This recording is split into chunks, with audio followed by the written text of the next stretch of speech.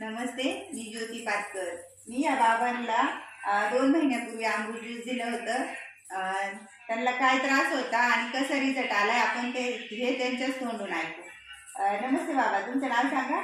माझं नाव बाळासाहेब गेंबा वाचून जात आहे. अच्छा, देवाची वाडी. तर तुम्हाला मला दम्याचा त्रास होता. अच्छा, तर तुम्हाला किती फरक पडलेला आहे? आता मला जवळ 50% फरक झालेला आहे. अच्छा, मला रोज 3-4 गोळ्या लागत होत्या. हा, आता 1 गोळी होते. एकच गोळीवरती आले.